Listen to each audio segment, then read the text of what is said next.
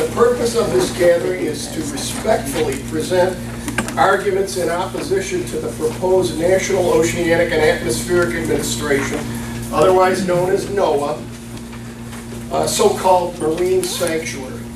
Those who favor the sanctuary proposal have presented their arguments on many occasions in public forums and in various print and other media. So what you will hear tonight has had much less public exposure.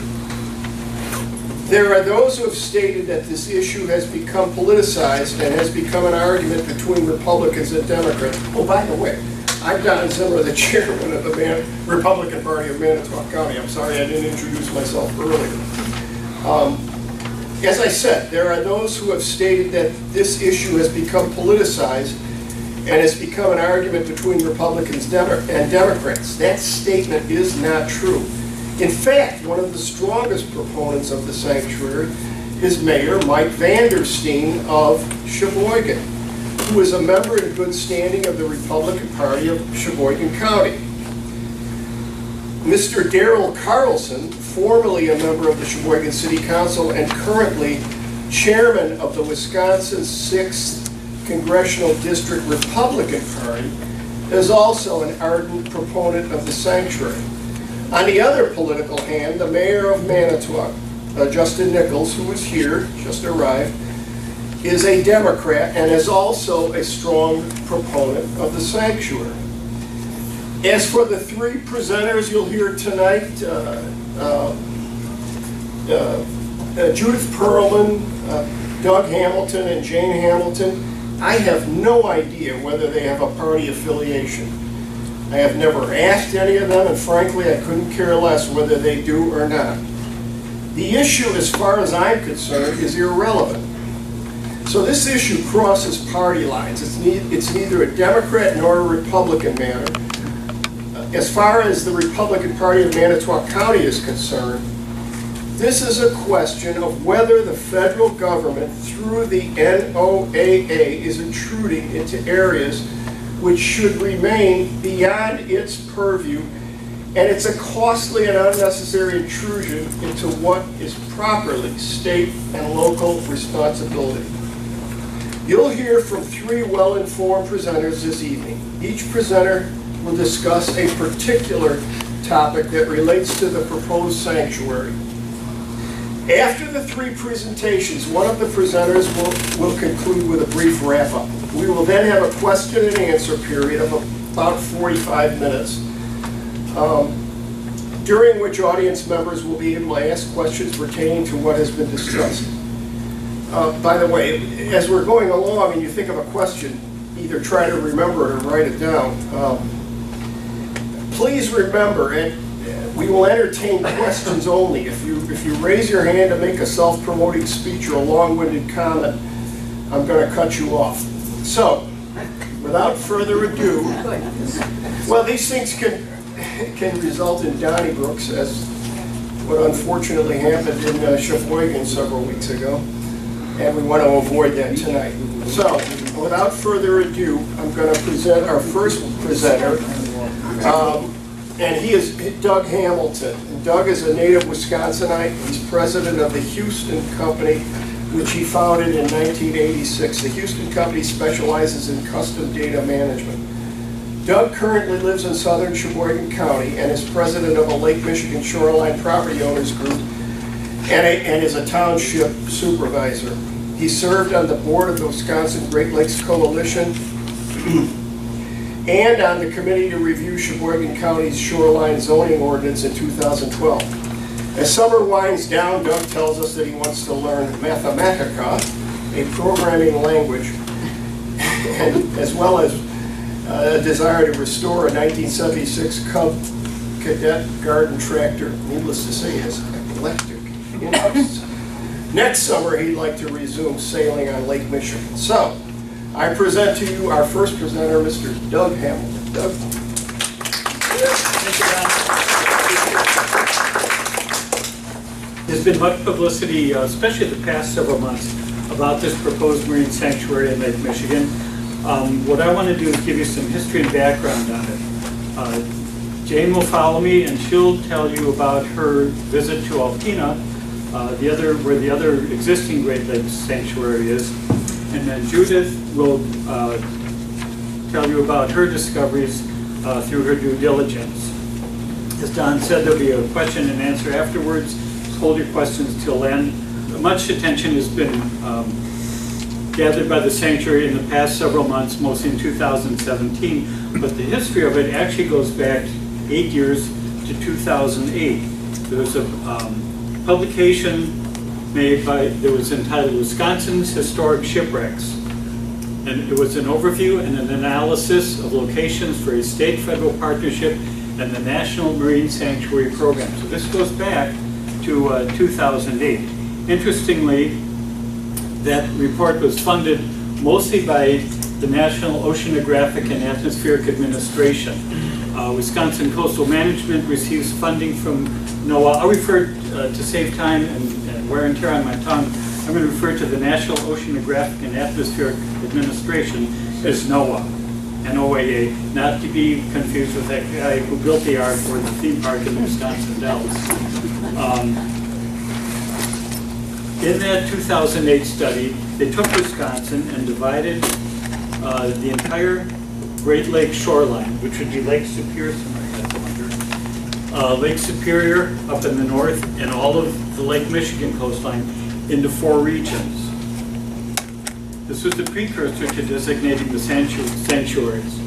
Now, NOAA cannot designate a sanctuary on its own.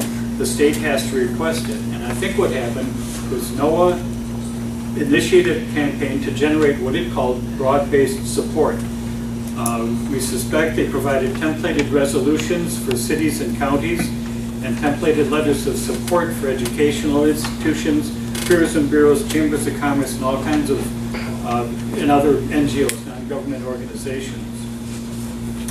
NOAA collected all that supporting documentation and submitted it to the state of Wisconsin. And in 2014, we had a sanctuary nomination. Governor Walker signed that, and as we recently, as we who researched this, read through the supporting documentation that was included in that, the broad-based support, we did find a lot of similar paragraphs throughout the resolutions and the letters. In that nomination paper was a map of the proposed sanctuary. It covered all of Sheboygan County and most of Ozaukee County and most of Manitowoc County. The total area was 875 square miles. And it extended about 20 miles out into the lake, depending on where the shoreline was. Overseeing the administrative work and doing a lot of coordinating, getting the sanctuary underway. He also does presentations that some of us have seen, and they're good. A lot of stunning underwater photos. Russ is a scuba diver himself, and he promotes the tourism, education, and of course saving the shipwrecks.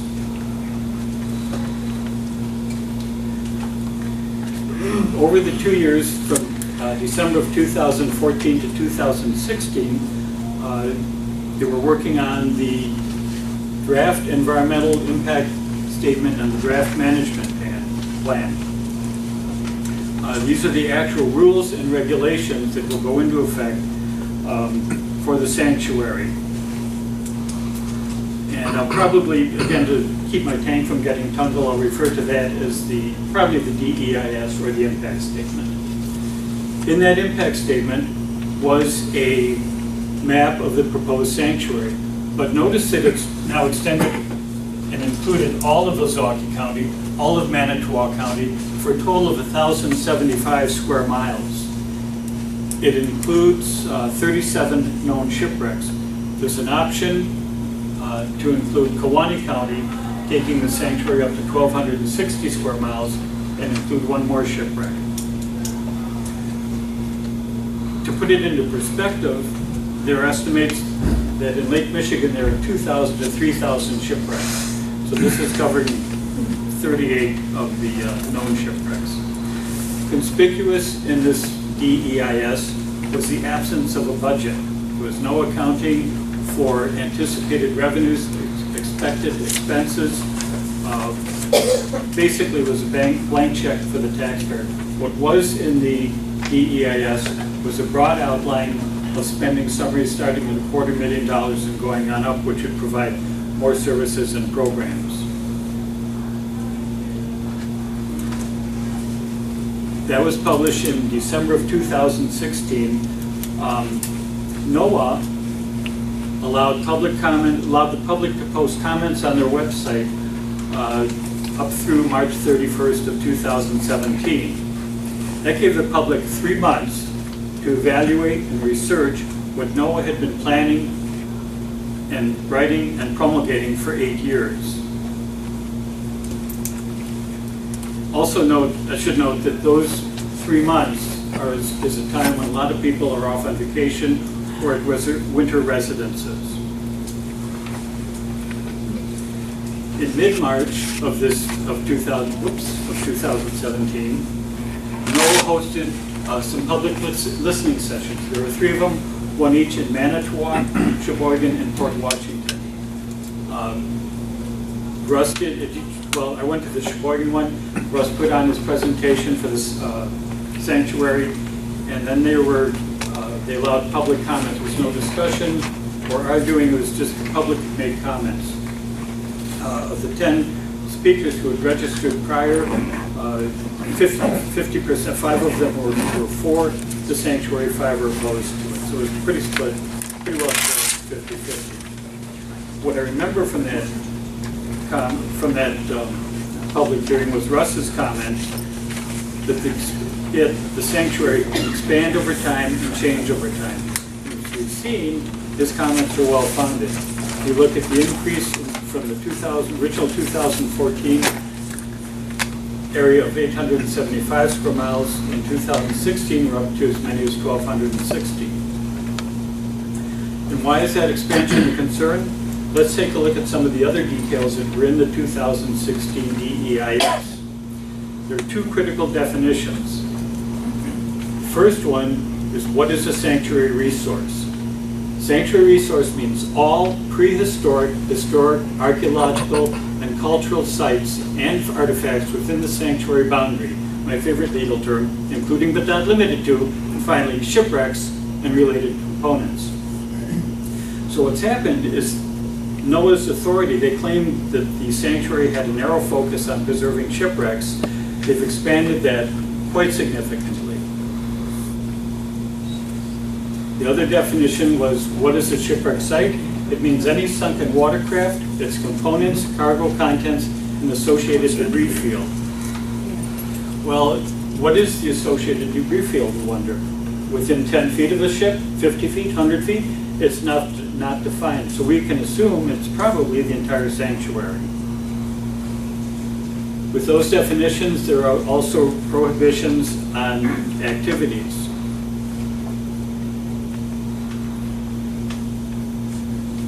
One is prohibited from moving, removing, recovering, altering, destroying, possessing, or otherwise injuring, or attempting to move, remove, recover, alter, destroy, possess, or otherwise injure a sanctuary resource. So basically, there's not a whole lot you can do. You could be prohibited from walking along the beach and picking up a driftwood board. Who's to say that that's not a piece of a shipwreck? Unfortunately, this information was not available in 2014, and I appreciate the good intentions, we all do, of preserving the shipwrecks, but I think that this decision was uninformed. I think if people had seen these details at that time, they would have second thoughts. Some of our legislators are reading this and coming to realize that maybe this deserves a second look and some second thoughts. Russ, as I mentioned before, Russ Green came to Sheboygan from Alpena, Michigan, the home of Thunder Bay National Marine Sanctuary, the only existing sanctuary on the Great Lakes. Anybody heard of Alpena before tonight? Thunder Bay? Okay. Thunder Bay is located right here. Alpena is right there. It's in the middle of the east coast of Michigan. In 1981, the state of Michigan designated the Thunder Bay Underwater Preserve 290 square miles. It was probably right in that area. In 2000, NOAA designated it as the Thunder Bay National Marine Sanctuary. It was now 448 square miles, the light blue area on the map. Also notice change in terminology. It went from a preserve to a sanctuary. And what's your mental picture of a sanctuary? It's a safe place, a calming place, butterflies, rainbows. Who could be against that? In 2014, Thunder Bay Sanctuary expanded tenfold. It's now 4,300 square miles. It extends from the shore of Michigan all the way out to the Canadian border in the middle of Lake Huron. So yes, it can expand over time. Since it was an existing sanctuary and we had a proposed one here, we decided to go visit it and see what was actually in Alpena. So I'm going to turn it over to Jane, who visited Alpena. Good evening. Thank you for coming tonight and hearing a little bit about some of the things we've discovered about the NOAA Sanctuary. If you can't hear me, just do this. My name is Jane Hamilton. I am Doug's sister. I have been fortunate enough to be a third-generation Lake Michigan lover. I have lived either on or within a mile of the lake most of my life. And I'm no spring chicken. I'd like to share with you some of my personal experiences during the last 5 months as I have studied NOAA and the proposed sanctuary. I had heard about the sanctuary once or twice before, but took neither interest nor action, thinking that'll never happen. Well, after all, who would even consider corralling and controlling a portion of Lake Michigan? On March 15th, I decided to go to the scoping meeting in Sheboygan and hear about the shipwreck sanctuary. Sanctuary. In the opening statements, NOAA's agent, Russ Green, said the sanctuary can expand over time and change over time. This statement immediately took me by surprise. I now understood that this was going to be a description-free moving target. I went home that night with many concerns. Here are just a few. Judith will be covering some of the others that we all have. I thought, who's paying for this? Where is the budget for this? This is 1,200 square miles. How would this affect property values along the lake? If values of lake properties decline and tax revenues decrease, where are we going to make up the difference? The lost revenue must be recovered by other taxpayers. NOAA had also claimed that tourism would increase from people coming to see the wrecks. First of all, my immediate thought was, well, you can't see the shipwrecks from shore, so NOAA's inclusion of the beach in the sanctuary really didn't hold water for me. I also began to wonder that evening how many people actually do scuba dive. I did some quick research on the internet, and anyone here who's a scuba diver can tell me if I'm wrong. I found out that less than 1% of the United States population scuba dives. And that small percentage could only scuba dive maybe 4 months out of the year in Wisconsin. That means that 99% of the population would be unable to participate because they don't scuba dive. That didn't sound like a justifiable use of my taxes. Within days, I had read as much as I could to find out about NOAA and the sanctuary, and I wondered how the installation of such a project would impact our geographical area. There we go. Sheboygan, Manitowoc, and Ozaukee counties.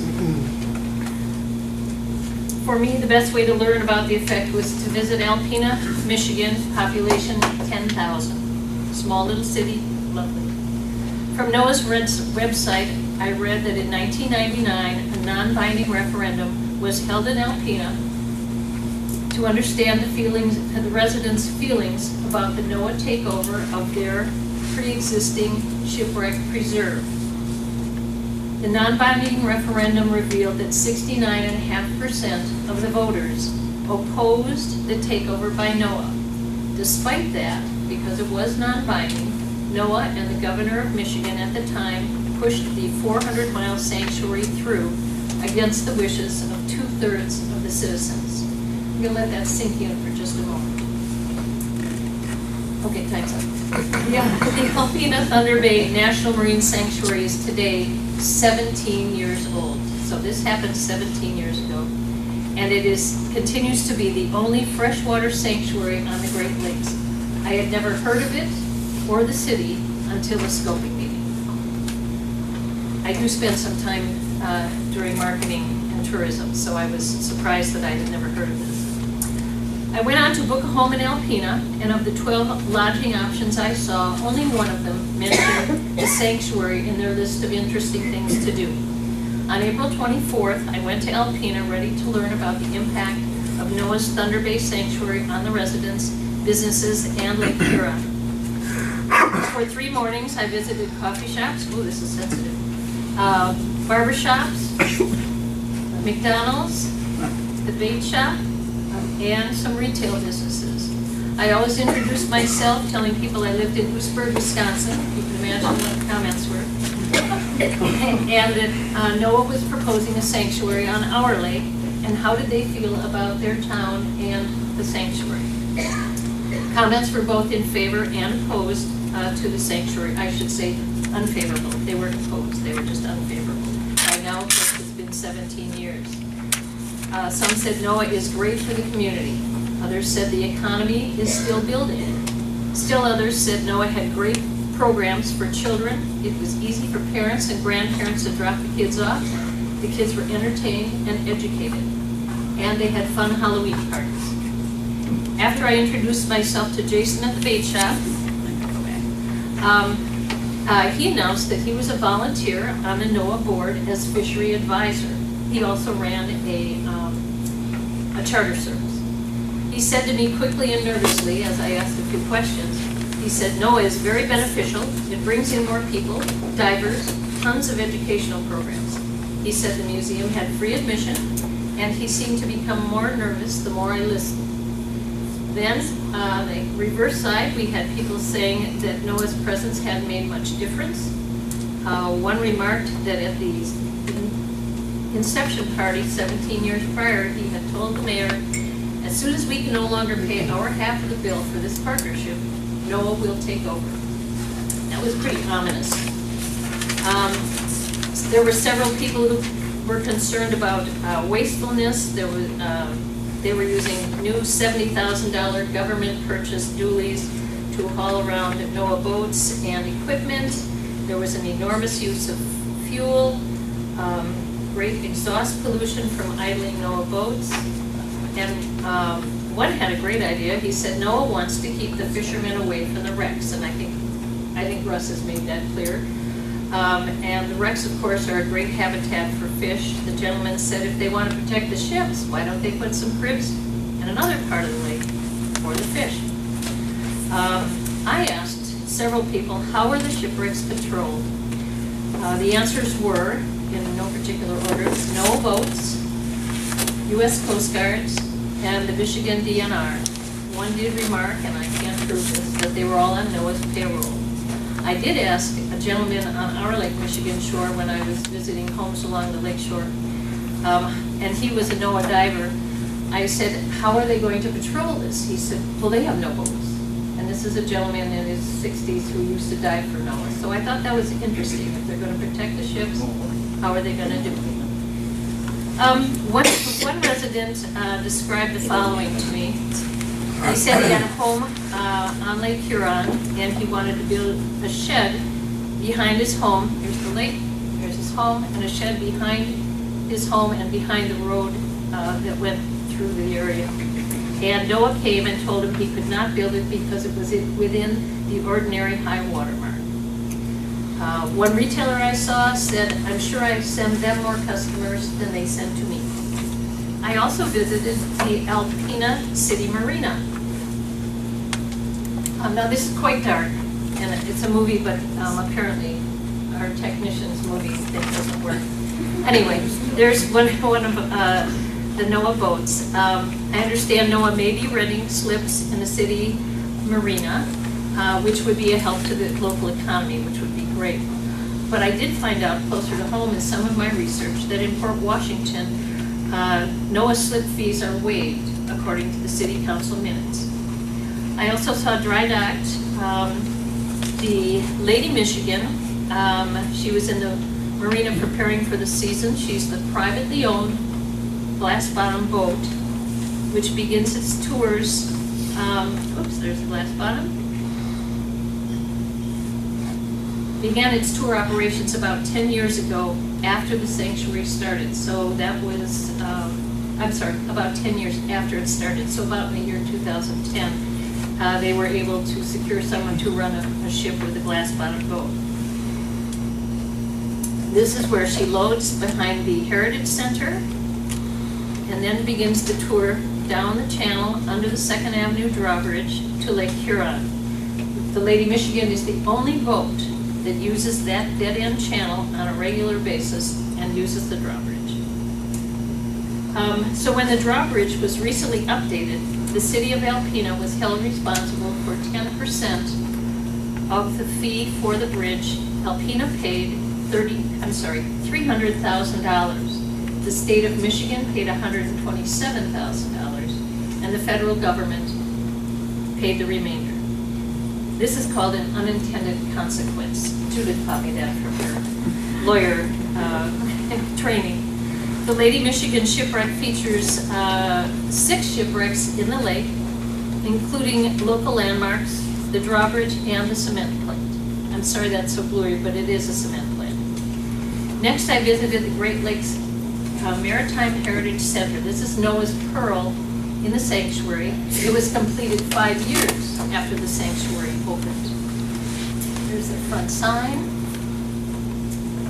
Building long shot. It's a very clean building inside and out. It is a simple boxy selection of buildings. It's situated about 20 feet from the U.S. Fish and Wildlife Service building. And before I got inside, I was awestruck. I walked around the edge by a marine tech training tank for underwater archaeology just outside the museum. The museum was over here. That's the edge of the tank with a wheelchair ramp, and then this beautiful iron piece for their bike trail and walking trail. I'll put this into perspective. This is the whole, oh, that's not the whole compound. That's the training tank. It's an aerial of it.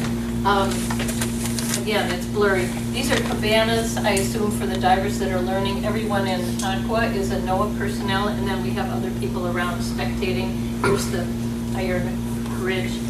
And I started to wonder, maybe this is what Russ Green's meant when he said, the sanctuary can expand and change over time. Well, I think this is a great asset to any community, even if you're only 10,000 people. I didn't quite understand how it really affected the sanctuary itself. There's the aerial. So you can see where the loading is. This is the dead-end canal, the training tank, their Heritage Center, U.S. Fish and Wildlife, and then of course the drawbridge is further south. On the next slide, I'm going to show you some of the amenities that were listed on the NOAA website for the training tank. You only need to read one to understand how well it is equipped for divers and researchers. My favorite one was the 50-foot research vessel called the Storm, which has twin 500 horsepower diesel engines. And I thought, man, they are going to be able to catch up with any shipwreck in a minute. There we go, some of the things that they offer to the divers and the researchers. The interior of the museum, I did not take pictures, was well equipped, clean, and a very manageable size. I can see where families would love to go there. We wrapped up our trip on the last day hunting in the Rockport State Recreation Area. I am the fossil in the middle. I'm lugging around a broken kneecap and enjoyed my visit to Alpena very much. But now I know I have seen Alpena for myself, and I know the place where Russ Green says 100,000 people visit annually. I wanted to see fresh businesses, a lively downtown, a museum full of families, and I did not exactly see that. I wanted to see attractive signage, flags, banners, and postings for visitors. I didn't see that. 100,000 people breaks down to just 300 people a day. Outside the museum, there were staff. There were about a dozen employees and volunteers around the museum the day I was there. Here are a few hoisting, ready to put buoys out into the sanctuary. There's one of the dually trucks that someone had complained about. Dually means two wheels in the back, if you are familiar with that term. I was not particularly, but I am now. So I left Alpena doubting all I had heard at the scoping meeting and all I read thereafter. Alpena was a nice town, remarkably plain, especially after 17 years being the only U.S. city in the only Great Lakes sanctuary, remarkably plain. I believe Governor Walker will deeply regret his actions if he involves Wisconsin's Lake Michigan and her coastal cities in a NOAA partnership. Thank you very much for listening.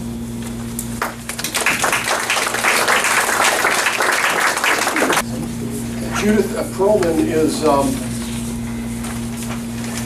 woman that is humble. She doesn't want to tell her own credentials, so I'll do it for her. Judith's lived in Cleveland on Lake Michigan for 23 years. She's a graduate of the first class of women at Princeton University. She is an honors graduate of the University of Illinois College of Law. Her career began working for the federal government in Washington, D.C., followed by an international practice in finance and acquisitions in Chicago. Upon moving to Wisconsin, Judith was instrumental in the creation of 3 parks in Manitowoc County: Fisher Creek Park, Point Creek Natural Area, and Hica Shores in Cleveland. She is the author of a book on conservation activism titled Citizens Primer on Conservation Activism, published by the University of Texas Press. Before retirement 5 years ago, she was general counsel of a Wisconsin company that specialized in ecological landscape design, ecological contracting, and native seed propagation. And you ought to see the garden she's got outside her house. She grows hostas that are gigantic. So she's learned a lot throughout the years, and certainly qualified to be the general counsel of ecological landscape design company if her backyard is any indication. She also enjoys therapy visits with her dog. I don't know what that's all about. You'd have to ask her. Although I have met her dog. Very nice. I didn't know you could dance because she likes to dance with the dog as well. Although she didn't demonstrate that to us when we were at her house. And she also enjoys gardening and is quite an expert as far as I'm concerned. And she likes to golf and play her piano. So without further ado, Judith Perlman, come on up. Thank you all for coming. As Don said, I own a cottage in Cleveland on Lake Michigan, and I heard about the sanctuary a while ago, and I didn't think much about it. I thought it was something out there in the lake that wouldn't affect me much one way or the other. I became personally involved in this the last week in March when a neighbor emailed me information that the western boundary of the sanctuary was proposed to be the ordinary high water mark. I became concerned as that could have affected my property rights as a Lake Michigan riparian owner, so I began to research the issue. Within a few days, I became comfortable that the boundary was not an issue for me personally. However, in the process of doing that research, I began to learn more about the sanctuary and became concerned about the proposal on behalf of all the users of the lake. So I kept reading. My research made my personal concerns as a lakefront owner pale. So I kept reading. The more I read, the more red flags I saw. My golf swing is horrible, my garden is full of weeds, and here I am tonight. Some have referred to the proposal is an acquisition of land and water by the federal government. Others refer to it as a partnership with NOAA. The language doesn't matter, but how we approach the proposal should be the same. Either way, you should go through a process which lawyers call due diligence. That means you carefully review the fine print. Financial obligations, legal obligations, how does the transaction hold up? You check the accuracy of the assumptions and the assertions. And yes, no doubt about it, this is a transaction, a big one. Wisconsin is giving up control of a huge asset whose value probably cannot be calculated. People have a lot of different expectations as to what they think they are going to get in return. So I did due diligence. I read hundreds of pages of laws and regulations, all the disclosure documents for our proposed sanctuary, financial statements, and 2 economic studies of Alpena. Litigation against NOAA, I researched NOAA's conduct in other marine sanctuaries. In doing due diligence, lawyers look for red flags. I have 8 categories of red flags to discuss. First, a couple of disclaimers. I am not a lawyer, not holding myself out as a lawyer. I'm retired. I'm a layman with experience technically. For ease of reference, I will sometimes refer to what lawyers think or do, but I have to be clear for ethical reasons that I am not holding myself out as a lawyer when I say that. I did not conduct a truly professional level due diligence. I probably missed some stuff and got some stuff wrong. I'm not giving any legal opinions. The material is complex and the sources are scattered. We are all still learning up to the hours before this presentation. I will share what I found. Any mistakes are truly not intentional. One more caveat. I can only review what has been disclosed. To the extent there are secret terms or secret deals, obviously I cannot assess those. If I start with a bias, it is this: lawyers are risk averse by training. I will share some of my personal conclusions from what I found, and your conclusions may differ. Reasonable minds differ. Lawyers don't decide, you decide. So buckle your seatbelts, lock the doors. You're about to get an extra credit course in marine sanctuary due diligence. This is irrevocable. When any transaction is irrevocable, it makes a lawyer nervous. Whatever you do has to be perfect forever. In the real world, lawyers try hard not to make transactions irrevocable. There's usually a way to get out. It may take time, it may take money, but we try to allow a way to undo it. When something is irrevocable, such as sale of a business, a huge amount of effort is put in by lawyers, accountants, investment bankers to make sure the transaction is as perfect as humanly possible. As a practical matter, there is no way to undo this sanctuary designation. It would be like handing a vampire a wooden stake and asking it to stab himself in the heart. It's not going to happen. Therefore, we better know exactly what we are getting, know what we are giving up, and be sure it is correct, because we will have to live with it forever. People can't predict energy sources and needs, population growth, real estate values, lake levels, nor can they predict the need and value of fresh water. Irrevocable by its nature means unpredictable to a lawyer, and that's a red flag. This is an irrevocable transaction that may expand and change over time. Russ Green said this at the March public hearing. How can you enter into a transaction which is irrevocable that you know is going to expand and change over time? In this case, I'm inclined to believe Russ because there is independent evidence to corroborate his statement. The Thunder Bay Sanctuary has expanded over time, as Doug pointed out. Other sanctuaries that I reviewed also expanded and changed, not just size. Regulations also changed. In the sanctuaries I reviewed, the regulations all became more restrictive. we're not even sure where exactly the boundaries are now. The ordinary high water mark is not mapped. It is elusive. NOAA does provide boundary, latitude, and longitude points in the impact statement, but no map on the land side. That's because no such map exists. I have done significant research and no map of the ordinary high water mark exists for Manitowoc County. So we don't even know where NOAA has jurisdiction in our county. That is a formula for uncertainty and conflict. A red flag.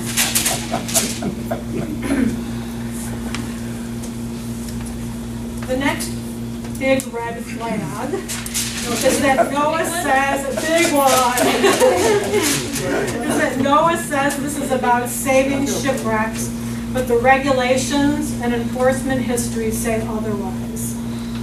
NOAA sold the concept of the sanctuary as a way to save shipwrecks. Save shipwrecks from what? NOAA claims there are two kinds of threats. Natural threats are winds, rain, snow, and ice, and invasive species such as mussels. What is the designation possibly going to do about that? Those are eternal. Snow, ice, wind. Then there are human threats, such as looting and anchoring. NOAA states it has not determined the extent of those threats and intends to do a study after the sanctuary is designated. Shouldn't you determine the scope of a problem before proposing the solution? NOAA doesn't know. Now let's look at protection. NOAA looks to the Coast Guard for patrol. At least as of 2010, the Coast Guard issued a report that stated it is woefully short of resources to patrol shipwrecks. Budget problems are generally worse, not better, so I'm concluding that problem is not solved. So are we even getting any protection if we irrevocably give up the lake? We are giving up a valuable asset, and are we getting anything in return? Taking a bigger view, however, the entire proposed regulatory scheme is not about saving shipwrecks. Something else is going on. Shipwrecks have been protected for decades by specific and general federal and state regulations enforced by such agencies as the EPA, the Coast Guard, and the DNR. NOAA has implied the shipwrecks are not protected. That is not true. The whole proposal is redundant in a lot of ways. If saving shipwrecks were truly NOAA's goal, the regulatory framework would use specific language to achieve that goal. NOAA would define shipwreck to mean what we all think of when we hear the word shipwreck. A boat or part of a boat that you knew was a boat sitting on sand or lake bottom. It would make the sanctuary boundary some kind of circumference around an identified shipwreck. Instead, what we have is a regulatory scheme that is both broad and vague with large penalties. What we have is a regulatory scheme that is broad and vague with large penalties. This is probably my biggest problem, the whole thing. The definitions do not include shipwreck. Definitions don't even include shipwreck. Instead, the regulations define sanctuary resource. And Doug already put that up, which is pretty much everything. NOAA claims jurisdiction over everything.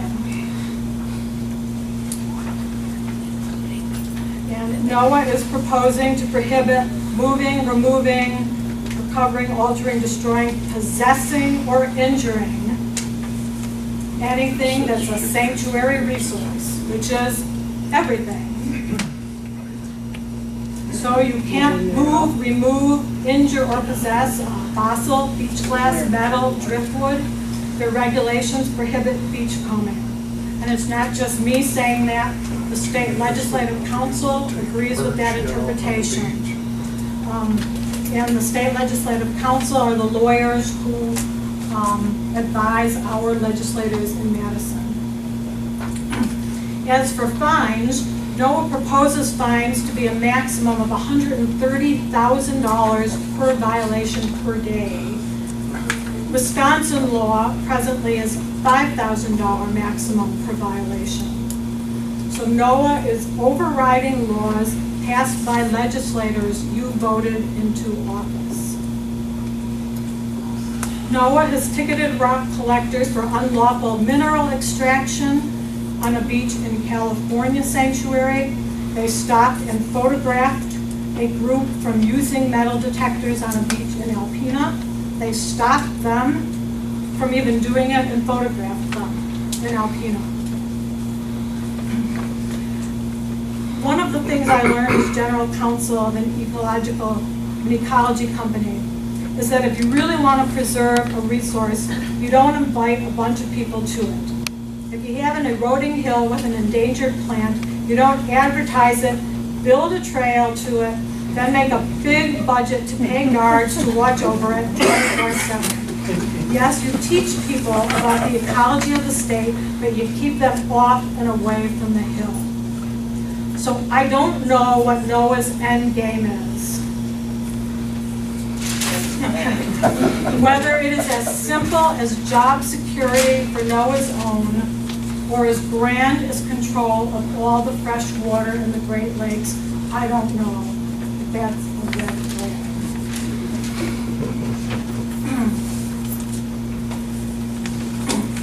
My next concern is that the regulations impose an onerous federal bureaucracy and a ton of new fees. Ton, that's a legal term. Only 4 present lake users are excluded from the sanctuary, the marinas at the 4 major cities. Only the 4 marinas will be bureaucracy and fee-free. Everybody else has to deal with it. Remember how I just said these regulations are broad and vague? We don't know what will and will not be allowed. What is injuring a sanctuary resource when a sanctuary resource is everything? It's pretty much going to be what NOAA decides. When we were preparing this, Jay and Doug kept saying, make this clearer, and I kept saying, I can't make it clearer because the regulations are broad and vague. And we would go round and round on that. So does the Two Rivers Kite Festival injure a sanctuary resource by having thousands of people on NOAA's beach? They're likely going to have to apply to NOAA for a certification to continue having the Kite Festival. And then NOAA can impose whatever conditions it wants, which could add significant costs to the festival.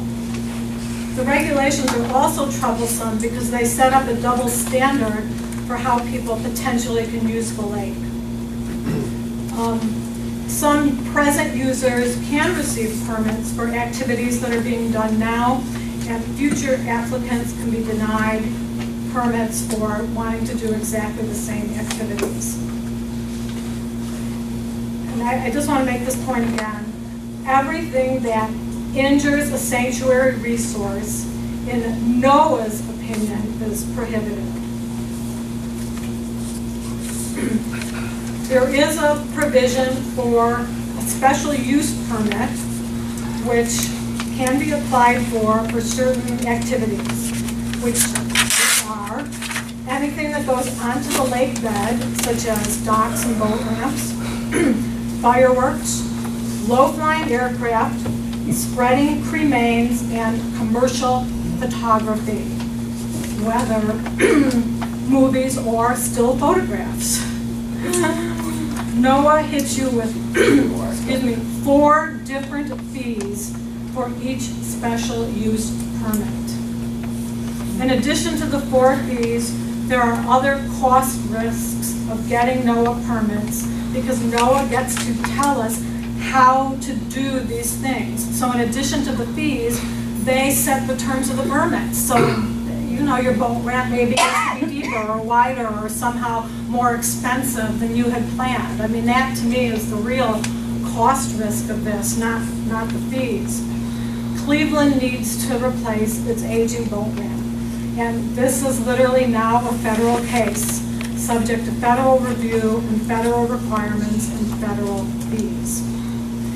Manitowoc does 4th of July fireworks. The city will have to apply to NOAA for federal certification and be subject to NOAA's conditions and fees. Additional costs. There are lots of unknown and hidden costs for anything done east of the ordinary high water mark on the shoreline and on the lake bed. My next big red flag is that NOAA's economic projections are suspect. NOAA stated that the sanctuary would increase tourism, but not so much that it would require any additional infrastructure investment. That is a perfect balance, and NOAA provides no factual basis for its statement. Nobody makes NOAA defend what it says. Increased tourism is good, but it does come with costs. Roads, police, maintenance, other infrastructure costs. Again, the closest comparable we have is Thunder Bay in Alpena. NOAA commissioned an economic study of Alpena in 2012 because the tourism numbers were lackluster. That's 12 years after the formation of that sanctuary. That study concluded there was potential for increased tourism, mostly from neighboring states. Why am I telling you this? First, after 12 years, Alpena wasn't getting tourists. But second, to talk about the concept of market share. What is the size of the total market for visitors to a Great Lakes sanctuary? Is it unlimited? No. Wisconsin and Michigan are in fact neighboring states. They will now compete for visitors to a Great Lakes sanctuary. Russ Green stated on the record as recently as a few weeks ago in a newspaper article that the visitor center in Alpena receives 100,000 visitors a year. That number is not credible. Why not? According to NOAA's 2012 economic study of Alpena, conducted by the University of Michigan, and bear with me here because I think this is very important, so hang on. In 2012, there were 2,700 visitors to the attractions in Alpena during the 3-month high season, June, July, August. So let's round that up to 3,000. 3,000 visitors during high season in 2012. So how many for the year? Well, 3 months times 4, that would be 12,000. But we all know you get more visitors in the summer than in the winter. I mean, tourism is not equally spread throughout the year.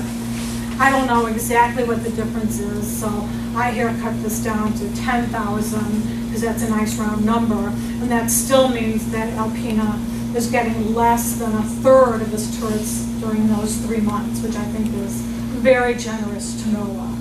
So let's say they get 10,000 tourists a year in 2012. Well, it's 2017, and they were working to get more tourists. Given Jane's pictures at the end of April, there were not tons of tourists on the streets of Alpena, but let's say they actually doubled their tourists from 2012 to 2017. So now we're up to 20,000 tourists.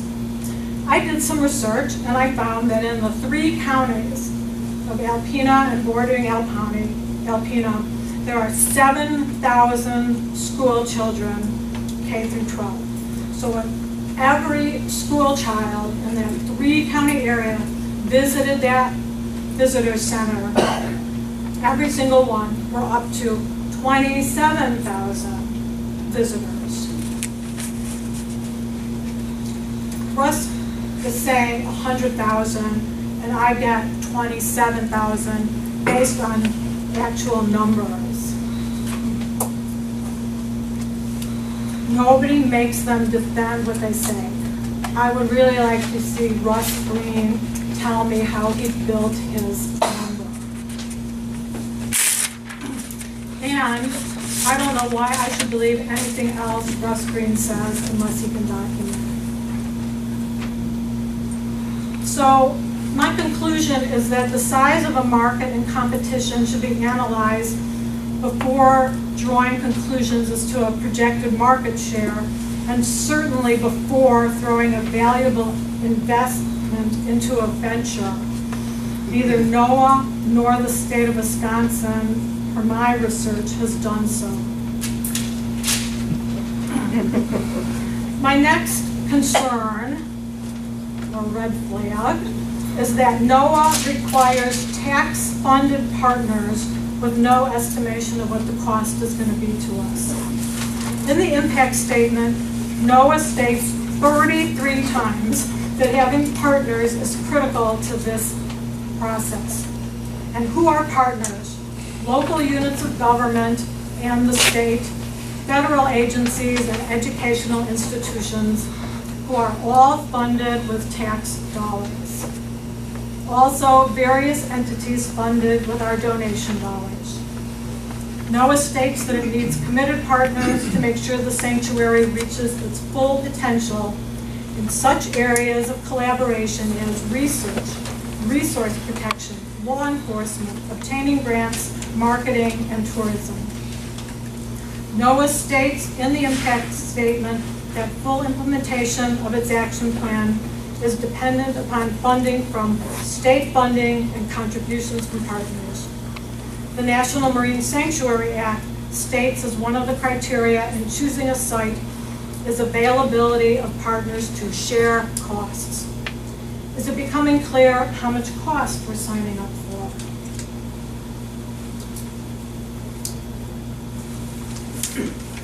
These categories don't include infrastructure costs like a drawbridge, nor permit costs for using the lake.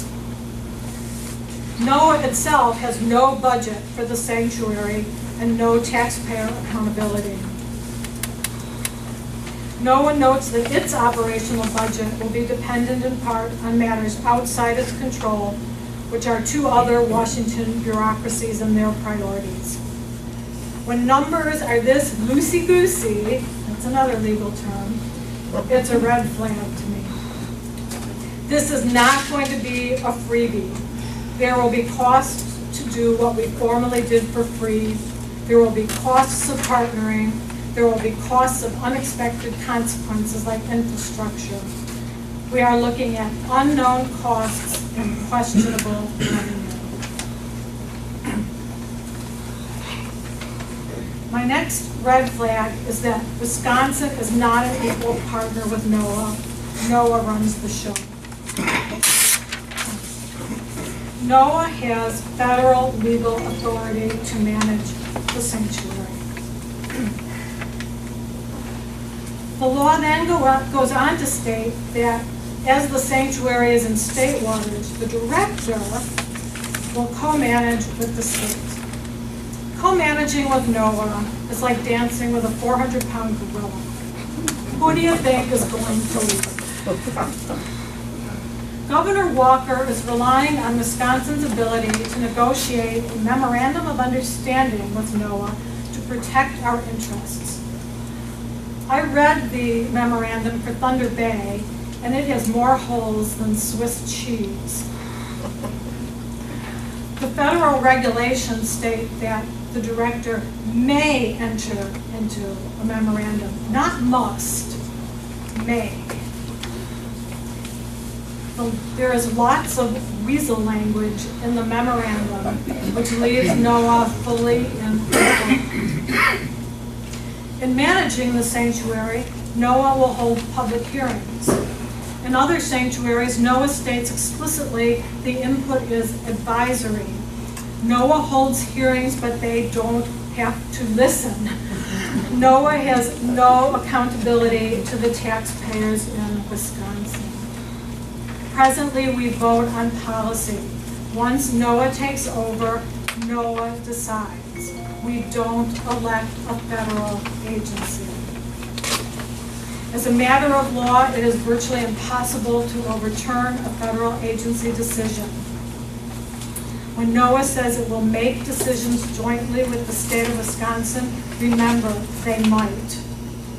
And remember, this is forever and ever. I mean, there might be a honeymoon period, maybe they will for 5 years or 10 years, but this is forever and ever and ever.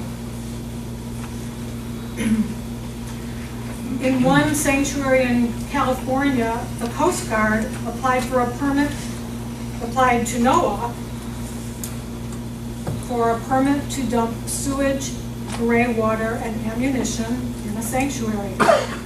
Those decisions in the future will be made by federal agencies between each other, not by the state of Wisconsin about our land and water. Okay, let's say NOAA does agree to negotiate with the state of Wisconsin. Let's say they do. What's the problem, Judith? Plenty. The state of Wisconsin's designee to negotiate with NOAA on the state's behalf is the State Historical Society. The State Historical Society receives funding from NOAA. Red flag.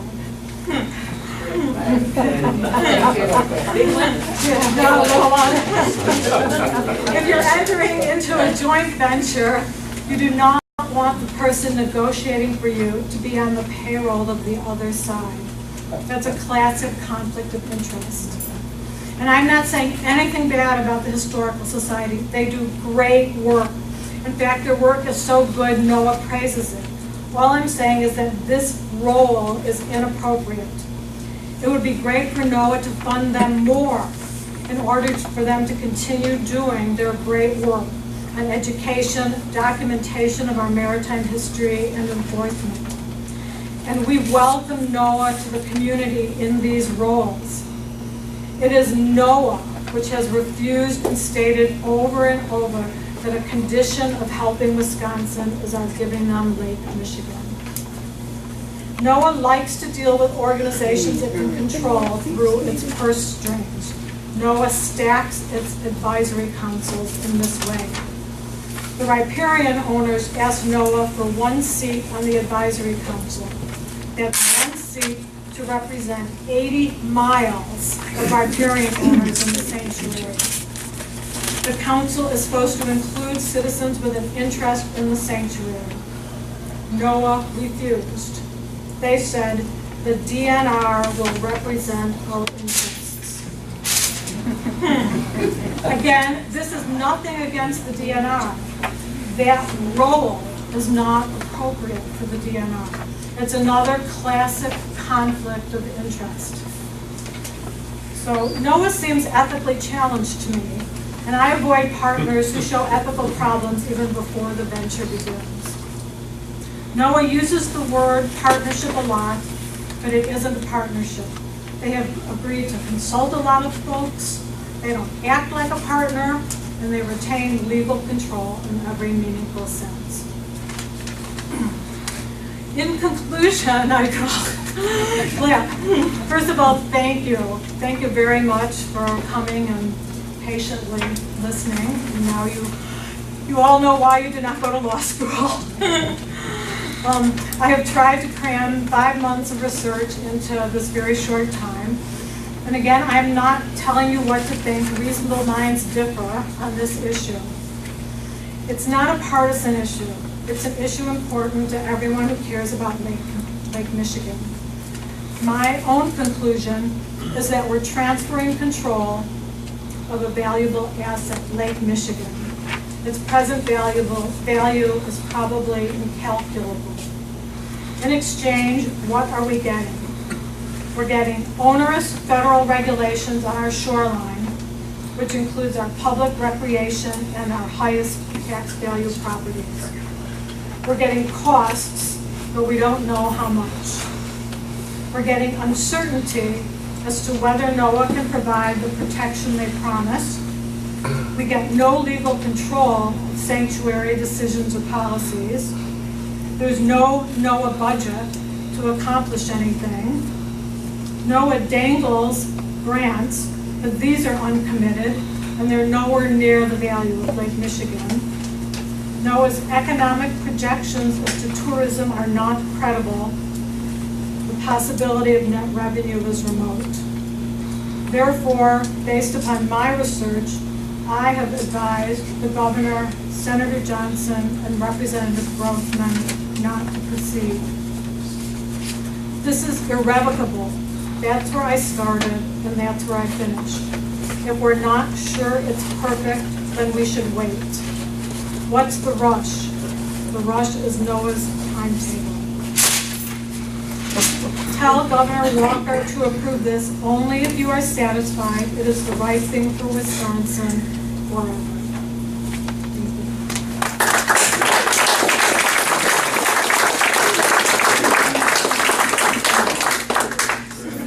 We have a question here for Mr. Falkowski.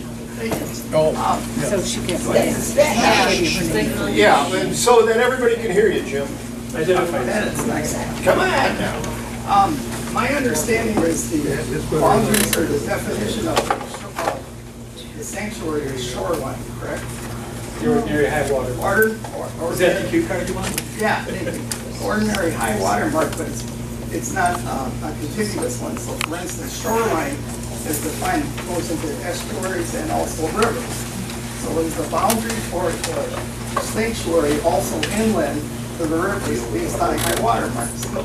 If it in fact follows the ordinary high water mark, I would say, yes, it would follow up rivers So and that would creeks. affect more inland than people It could expect affect just on the shoreline on Lake Michigan. That's the correct legal. Next. No questions. Mr. Buckley, City Manager of Two Rivers. I can assert that ordinary high water mark is a vexing concept because as a city, we have to deal with it. We have private property owners that have to deal with it. And I heard Jane's concern there, but I guess I'm not asking anyone as an attorney with professional qualifications, but NOAA or no NOAA sanctuary, you already can't build anything below the ordinary high water mark on Lake Michigan, can you?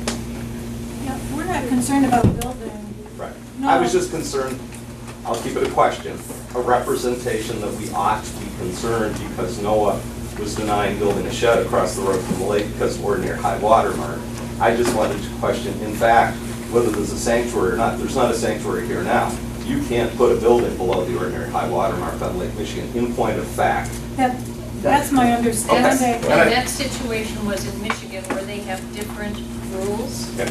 So it really, Right. you can't compare it with here. But But if it was Yeah. there, then Yeah. yes. Yep. Okay. The quote about the sanctuary can change, boundaries can change. Is there not a public review and input process for the expansion of boundaries, much as there is for creation of Yes, there the is, there sanctuary? certainly is, but the decision is the federal agencies, and they don't have to listen. Basically, they can decide whatever the public input can be 99% against, and unless their decision is, quote, arbitrary and capricious, it cannot be overturned, and that's the most difficult standard to overturn in civil law. They basically just need some rational basis for making the decision. So I don't get a lot of comfort from public input. Just a question, in doing your due diligence, there are duly elected local officials that represent the city of Alpena, county of Alpena, the adjoining counties. Did any of the three of you have occasion to talk to those folks? I did not. No. Because I'll try to make this a question, but I would be curious, I would like to know why they saw fit, after being part of the sanctuary for 14 years, to endorse its expansion. They've lived in it for 14 years. Why further, the city of Alpena wrote a wonderful 3-page letter to Commerce Secretary Wilbur Ross, who's been charged with President Trump to review all of the proposed expansions, why the city of Alpena expressed full-throated support, not only for retaining the existing sanctuary, but expanding. That may not be clear in coffee shop discussions. I think it's a fair question, because this isn't new to them. Absolutely. Absolutely. They've lived with it. Yeah. They've given a full-throated endorsement and cited things like 100,000 visitors a day. Well, one And so person on. has given an endorsement, excuse me, I didn't mean to interrupt, but one person has given an endorsement. Well, it's a letter on City of Alpena letterhead with the names of the mayor, mayor pro tem, council members. I'll leave it Okay. at that. I know it's meant primarily to be questions, but there are Yeah, sane no, people living in an yeah. existing sanctuary No, that support its absolutely, retention. yeah, no, it's a contentious issue, absolutely, More homework, absolutely. thank you.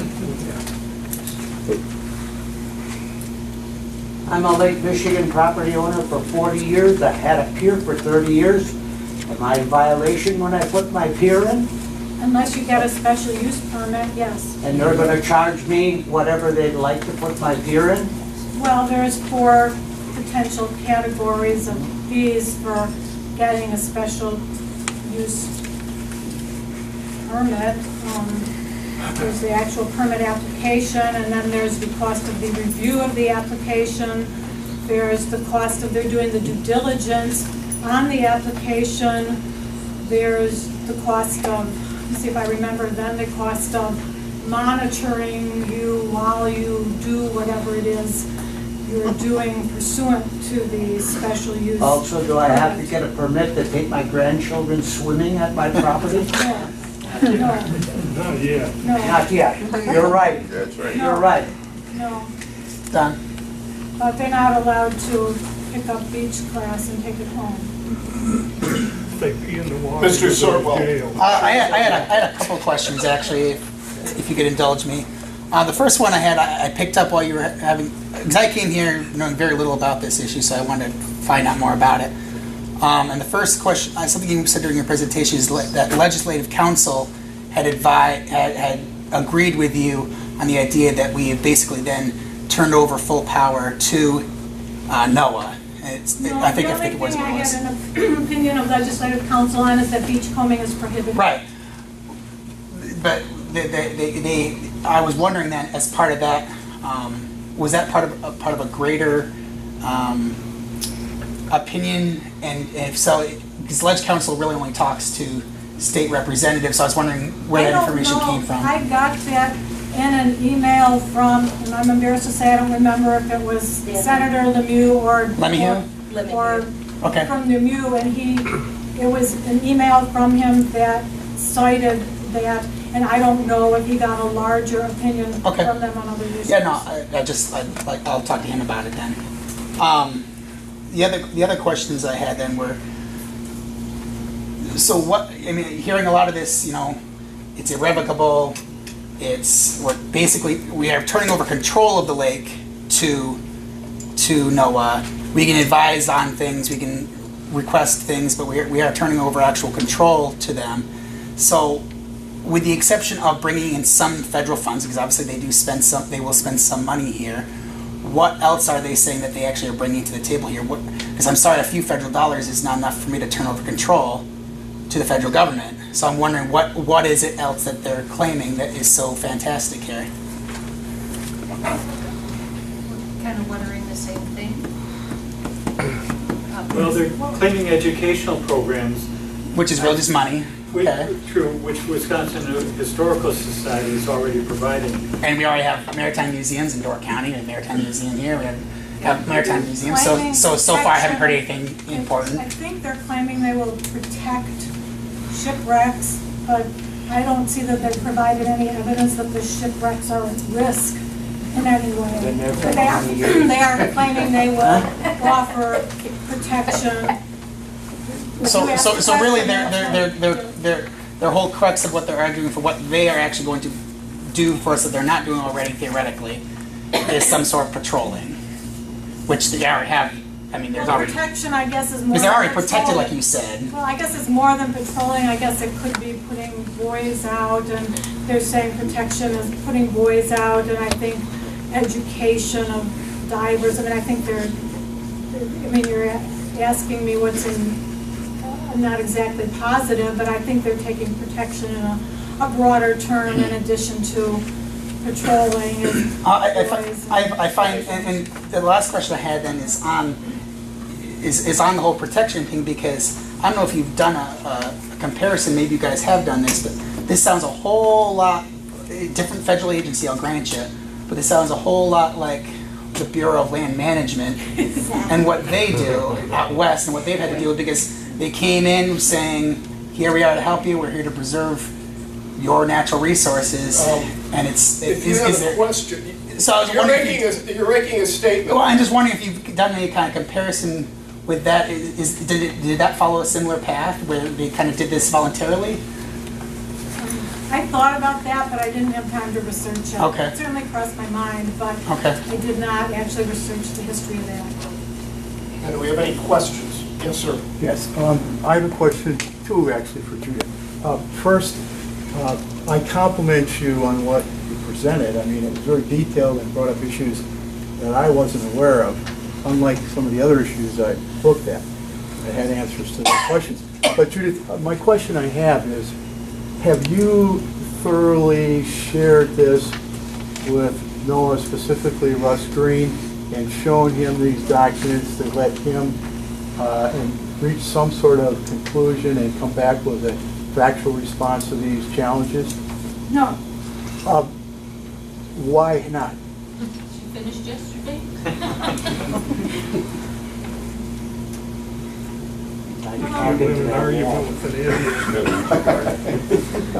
I talked to Russ Green.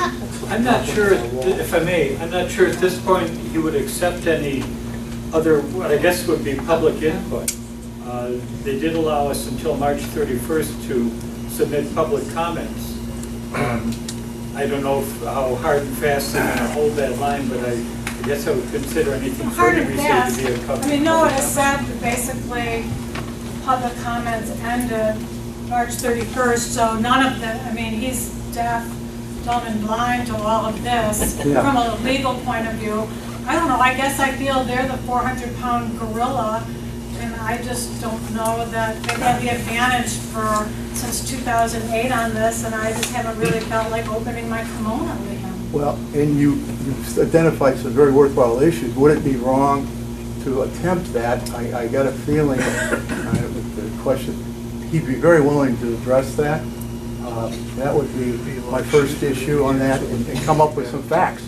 Because everything you've said, this is a gift, it's an asset, it's one in a lifetime chance to either do this or not, I think. And we want to make sure that we cover all the facts, and if they're legitimate, what I would like to do is sort out facts from misinformation. And then the second question I have, as a legal attorney and an issue, on this issue, there was a statement by a reporter to challenge populations here to come up with answers to the 14 points that was presented and distributed to the general population.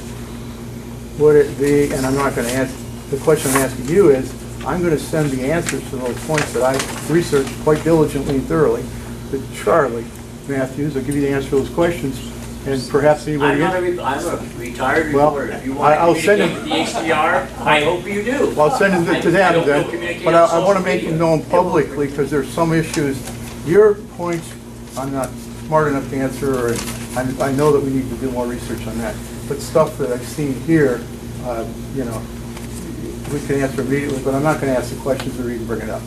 Thank you. Well, let me say this. The reason that we're having this forum is so that citizens like you can attempt to get your questions answered. You have a right to contact Noah and ask those questions. Yeah. And we hope that you folks who have questions that are not satisfactorily answered here, do so. Because you're citizens. What we have in this country, in the opinion of the Republican Party of Manitowoc County, is a vast administrative state, a vast federal administrative state, which is in effect, ladies and gentlemen, an unelected legislature, which sets rules from Washington that apply to us. They're not elected, they just promulgate.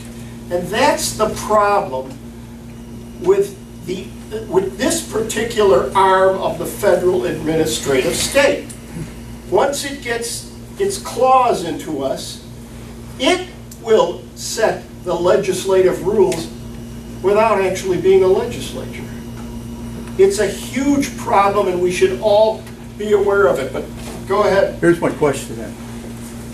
How did a nonpartisan issue like this become so deeply entrenched in the Manitowoc Republican Party's efforts when we are looking at the other half of the spectrum, the Democratic, kind of Democrats, are laughing at the Republicans, wondering what they're doing and even entertaining these issues. We haven't made it a partisan issue. Again, all people, whether they're Republicans, Democrats, or Independents, ought to be concerned about the ever-increasing power of these federal agencies, We're not which promulgate laws, again, I'll say it one more time, promulgate laws without being an elected legislature. That's frightening. I didn't approach this as a Democrat or a Republican or I don't want to. You did. Great, No. good for you. No, I just, I didn't think twice about it, and then I just began to look at the laws, and it was just kind of holy moly, so I kept reading them. And I developed these concerns. I mean, it was never partisan to me, and I know people of both parties who believe both ways, and I do know many Democrats who are against the sanctuary when they've thought about it. So I don't think it's just that Democrats are for it and Republicans are against it. I think that's simplistic. If I could just say something to your point. The whole time I was thinking about this and irritated by it, it bothered me as a person who lives in Wisconsin. It bothers me as a Wisconsinite. It bothers me that Lake Michigan, our half of it that we own, bottom land in the middle, could be eventually, like the first slide, completely taken up by federal rule, federal control. Why do you, I'm curious why you shake your head. Because, Sorry, folks, very sorry. because all the information that I've received and researched doesn't say that. So what we've got is that we've got issues of facts that are not being interpreted or represented correctly. Okay, And- so And let me just, if you Oh, want, sorry. another thing I found out, I mean, I have comments here from the Alpena editor of the newspaper. I have comments from my counterpart, city council member of Alpena. I have comments from the director of economic development from Alpena. I have information regarding the $300,000 you referenced from the treasurer, the financial advisor of Alpena. So, but you're closing off the ability to answer your questions or your challenges, and I'll get that out publicly so people can look at that, because I'm not here to cause a firefight. I've already been suggested to be, but I'm here to make sure the facts are available all, because this is too valuable a resource to give away and not guard zealously. And I see a lot of logic to what you're saying, and I think we ought to do that. Right. Doug, you have a comment? Just one comment. The rules and regulations on the sheet that I handed out, we have the outline on the front. On the back side with our legislators, I believe in about the middle of that page are some links to the 2016 draft environmental impact statement. Starting about page, I think 117 is where the definitions are that I pulled up. That is available online if you want to check it and read it for yourself. Everything that we put up there can be verified. Questions? Can I ask a question of Mr. Buckley and the gentleman that's talking? What about this is so great to you if you treasure Lake Michigan like you do? Are you simply looking at dollars that you're going to get? We're going to get in our communities. I'm certainly not getting dollars personally. No. I want to make sure where it's coming from. So, we've heard economic impact. Again, maybe they've been drinking the Kool-Aid, but the City Council of Alpena cites 100,000 visitors a day. I don't know whether to believe Russ or not. I didn't go to A year, Alpena. A year. What did I say? A day. A day. That's an exaggeration. They cite 100,000 visitors a year.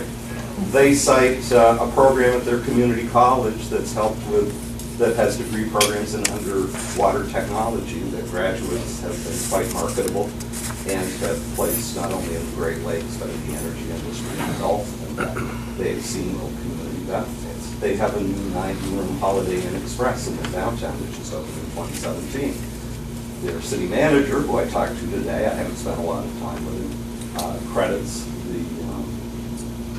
the sanctuary as being a pivotal factor in the redevelopment of their downtown.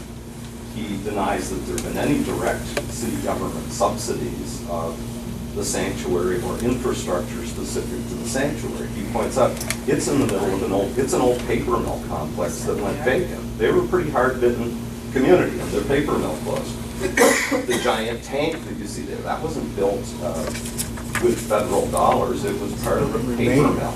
A local foundation gave $100,000 for the water filtration system. Nobody said anything to the contrary, but you could sit here and look at the slides. I'm going on track on answering your question and think, well, my goodness, that's just federal largesse. Look, they built this big tank. No, it apparently does reflect that involvement of community partners. So tourism benefit, the education benefit that we've heard a lot about. It's certainly highlighting the historic resources we have out here. Because face it, if there are a lot of people in this room that hadn't heard about the Marine Sanctuary, how many people in our own communities and in nearby areas know about our shipwrecks? How many know about the Russ, Simmons, or Vernon, or others? I'm not going to dispute what Judith said about protecting those assets, because if it's the Coast Guard, they're grossly underfunded, and heck, we've lost year-round search and rescue capabilities out of Two Rivers. But economic development in the form of tourism, training opportunities, a greater appreciation for those resources.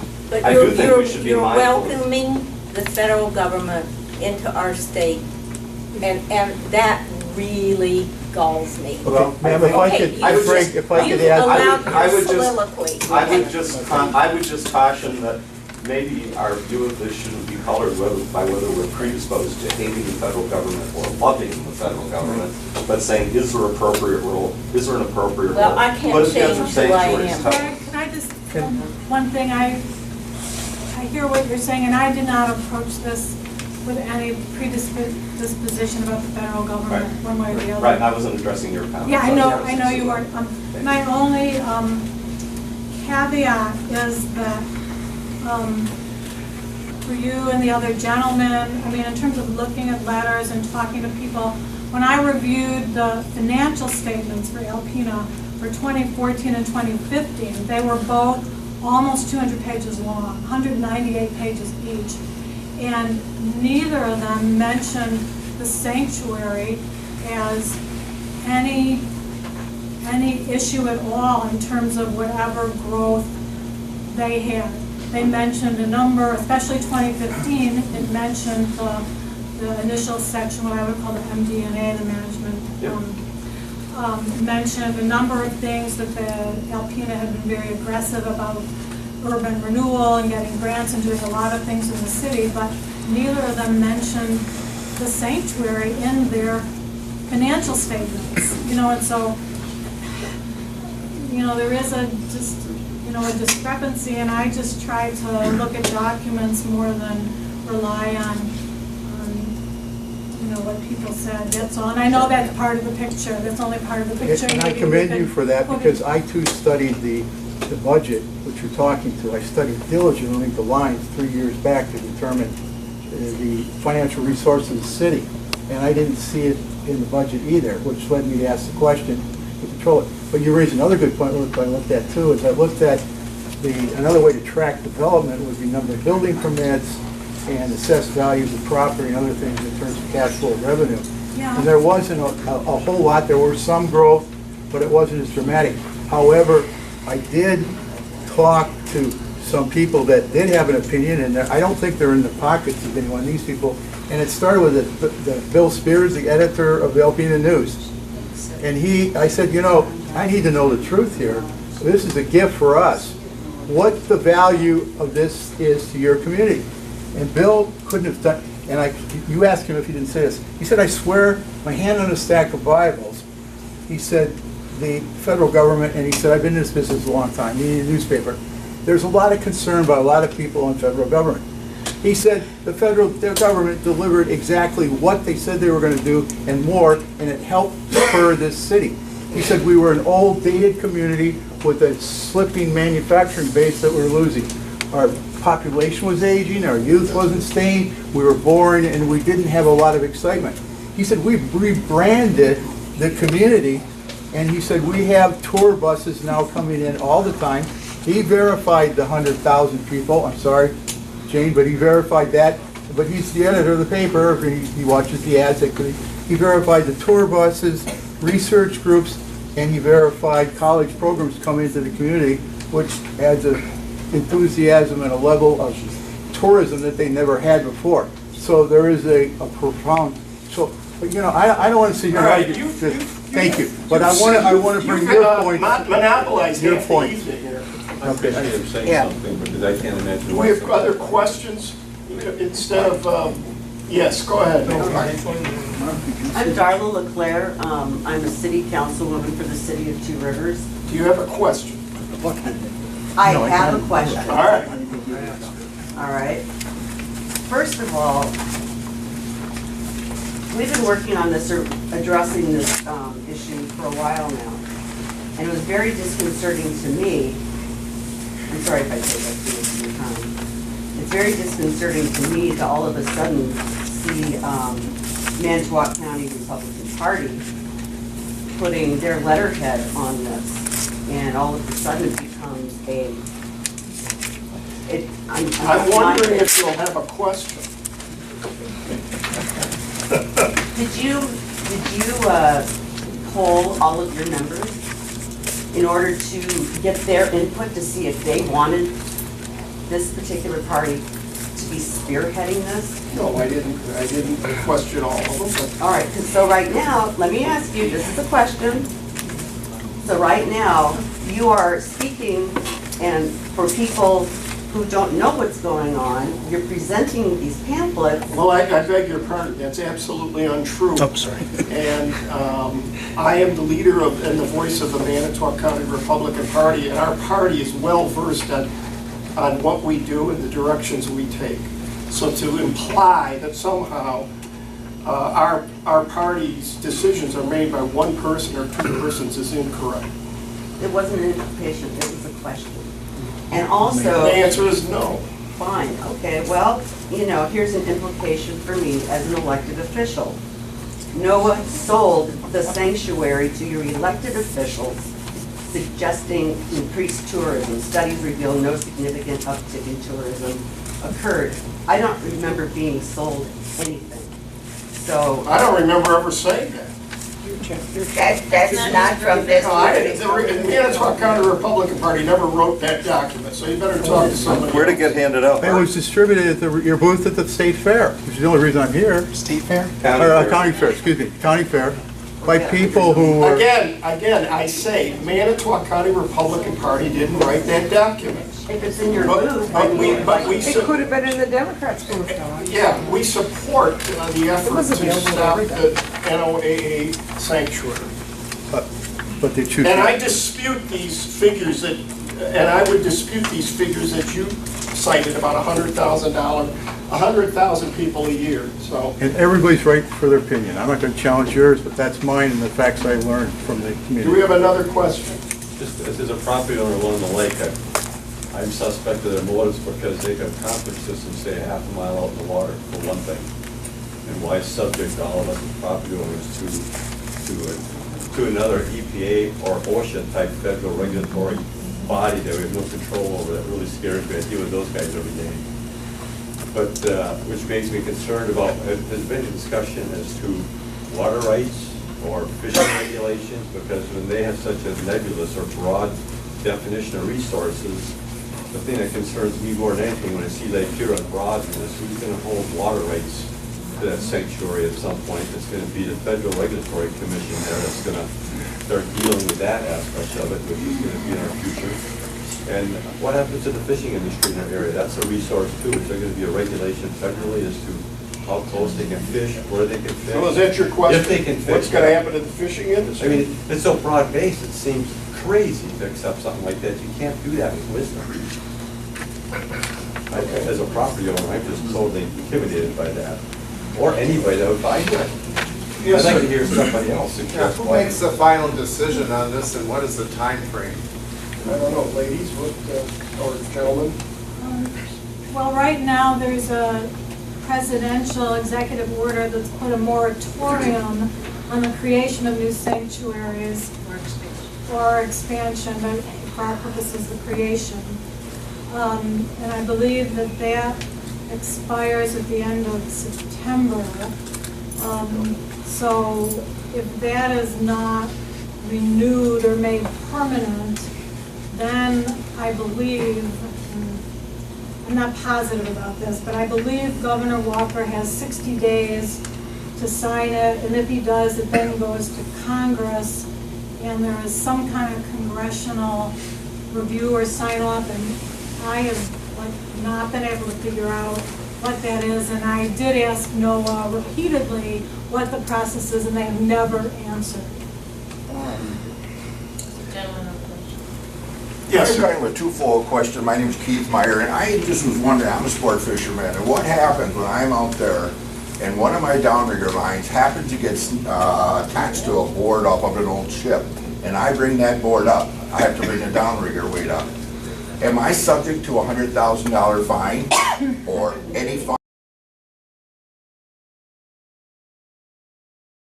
because I have in my possession in the boat that hunk of wood that I pulled off of a wreck somewhere out there? I would say The second fold question is that has there been any contact with all the counties and states out west in Montana, Wyoming, where Obama put in all these monument areas, which eliminates the use of these areas? And I'm afraid this type of thing can eliminate our use of our own waterway here. And I'm totally against that concept. Well, that's your statement. I was stating about the question because if any of these states out there been contacted, the economic impact that has gone down because of a monument. That's my knowledge. I can't answer. I have not done that research. And a board from a ship, that's a artifact from a sanctuary resource, so that would be in NOAA's control. And I guess if you throw it back in the water, you're okay. If you take it home, you violated a federal regulation. Which would make me subject to a fine, is that correct? Some kind of fine. If they're patrolling that day. If you get caught. Oh, not get caught, but it could. I don't know. You don't know what comes up on that downrigger sometimes. That's right. John. Yeah, my biggest problem, I got a question for Judith. My biggest problem with the federal government is always creep, take more, take. That's all they do. So my question is, seeing we need some manufacturing in Manitowoc and Two Rivers, and instead of demolition, which is good, and finally see it all gone, but we need manufacturing now. You're going to have maybe boats coming in and out of our new manufacturing facility you might want to build on the rivers. In Two Rivers and Manitowoc, very good chance that could happen someday. Now, is NOAA going to control that? Are they going to have to sign off to that manufacturing company? No. Because they're going to go through their waters. I don't know. The regulations are broad and vague with high penalties. I don't know.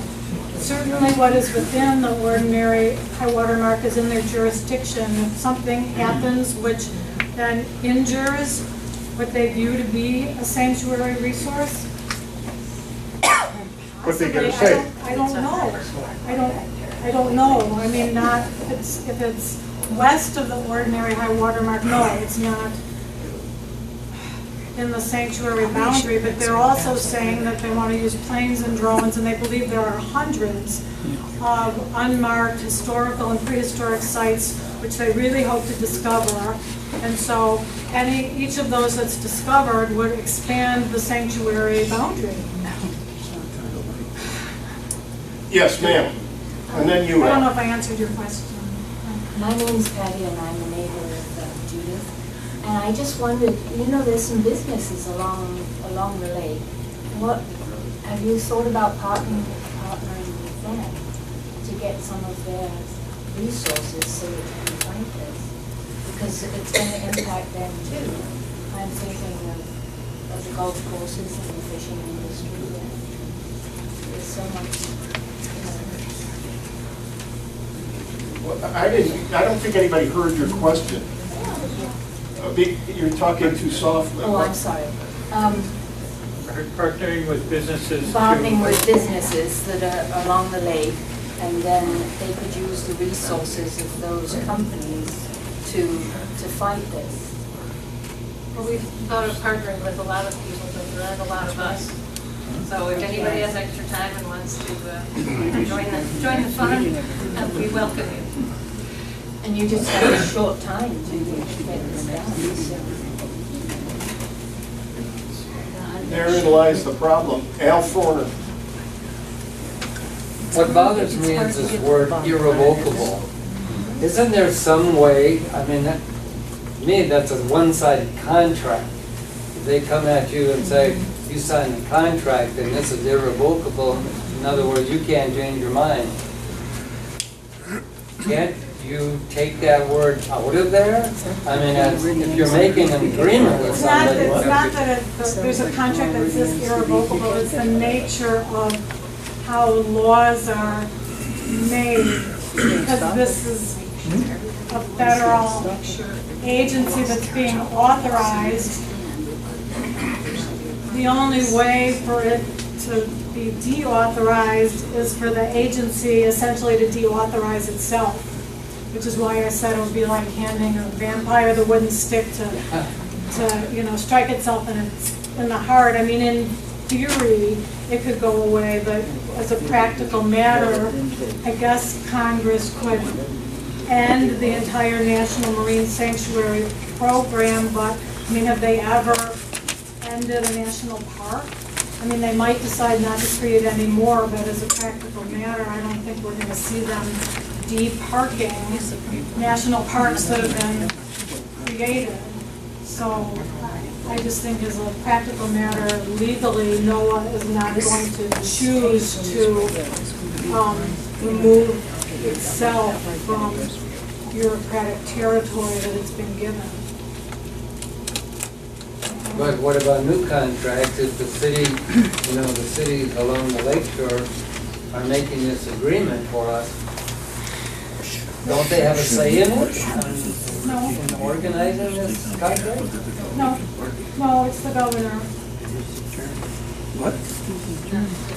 But doesn't the governor have something to say with the federal government? Well, there is this memorandum of understanding, but essentially the federal government has legal control. Wisconsin's rights are very limited. Well, let me interject, because if I had my way, I would contact Governor Walker and vigorously protest this sanctuary proposal. And I think if you put enough pressure on our governor, this thing may not happen. It's similar to when the federal government told us there's going to be a high-speed train between Milwaukee and Madison. Secretary of Transportation Ray LaHood came here and said, it's a done deal. It's going to happen. That's it. As soon as Governor Walker got elected, he said, no, it's not. Before he was inaugurated,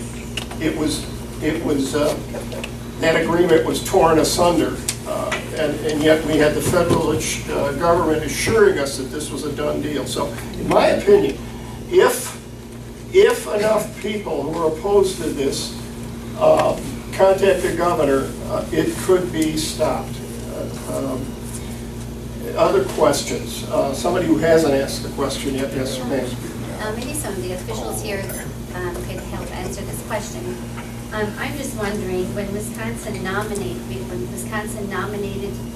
this to happen, to have a sanctuary here, what's the process of that? You'll have to ask the experts. And how do the citizens have any input into that? I know we elect our officials, but I mean, they did give one little time for. It seems like we're not as involved in this as we should be as property owners.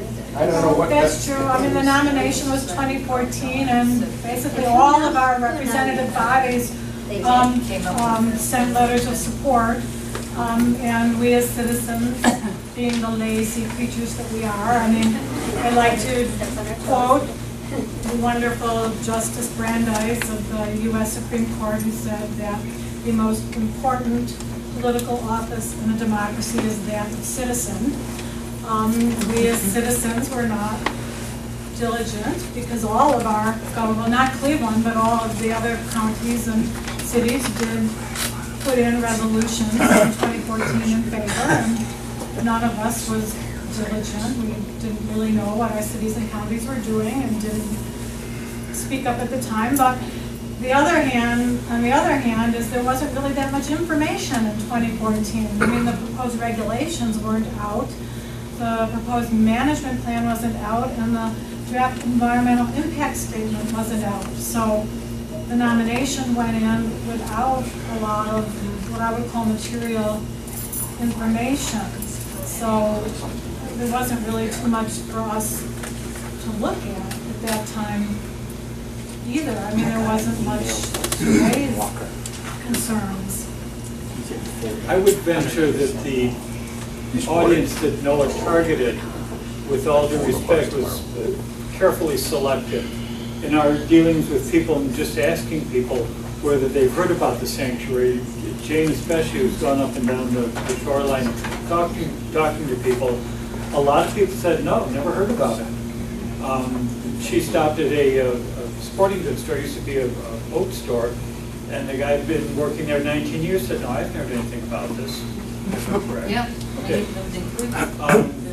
And NOAA claims broad-based support, judging from 100, I think almost 100 letters they have in the nomination paper. They did have broad-based support, but that's a 3-county area. Broad-based support to me. What about the other 69 counties in Wisconsin? This could affect a lot of people, and my personal opinion is that this should not be a unilateral decision by the governor, but a legislative decision by everybody in the state.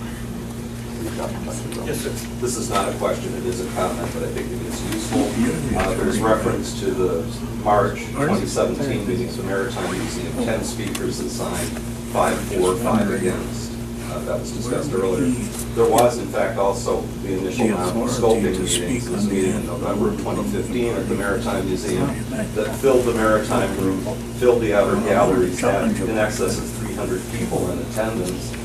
The draft EIS, the regs, the management plan weren't there then. We all have, and accolades to the Republican Party for helping raise awareness. I hope we'll take on other issues too, as well as this. But we got a real problem in our communities and our society, and the people aren't tuned in. There were over 300 people there. They didn't come in to get a warm cup of coffee and shelter from a cold November night. Did they take a vote though? No, but almost That's to right. a person they were If in they'd taken a vote, they had a different outcome. And there were business owners. And they represented a very broad swath of the community. I remember commenting on that. There were people there that don't like big government, people that maybe do. And it hasn't been hidden under a rock. And quite honestly, to Noah's defense, it's darn hard to get people engaged in Philadelphia, a lot of the tower. Well, good. Well, here we are at the 11th hour, and I'm glad we're here. Those 300 plus people were not You supported this. Did you ask the citizens first? Did you ask the citizens first before you went and supported this? Did Mr. Nichols do that? You know, I listened to your comments and I'm hearing Leon Trotsky, Vladimir Lenin, I think that's the great Democratic collective. I'm sorry, that's a nasty That is exactly the way a lot of people feel. That's out of line, buddy. That's out of line. I don't know who you are, but that's out of line. Good for you. All right, I'm just as patriotic, and I love that flag just as much as you do. And don't you represent dare. the government, not the people. That's sad. That's a sad Helen, you have a question? Are you taking this meeting all the way down the lake shore to all the counties? Yeah. To tell them all of, you know, what We have one other tomorrow night, and we'll talk. That's it. Do you, anybody else have a question? Go ahead, Jim. In the interest, I guess, someone had spoken about the difference of issue of fact and issue of values. From the standpoint of fact, could both of your sources provide analytics, data, and more importantly, the methodology for deriving their numbers for 100,000 types of tourism, that kind of stuff, because those are facts. And I don't know how this is derived from either side, but the facts really do speak, and the methodology, the devil in the details is pretty important. So if you could forward it. May I answer his question, Mr. Chairman? He's a real jerk. May I answer? Go ahead. on the issues that I did a lot of research on that are reflected in this document in this white handout, yes, I have a number of them that contain compelling alternative issue to what they're stated in here. Again, opinions, everyone's entitled to opinion. It's America. So my documentation would have valid points of challenge. So I can do that. Well, your documentation has been challenged tonight, so. Well, but Why do you want to hold the There floor? are two sides to this There's a lot of story. Do we have people here another that have other question? questions. You're holding the floor. Anybody else sir. have a question? I have a quick one. Yes, ma'am. You've been talking about like pipe dust and anything on the lakeshore, like with the fireworks.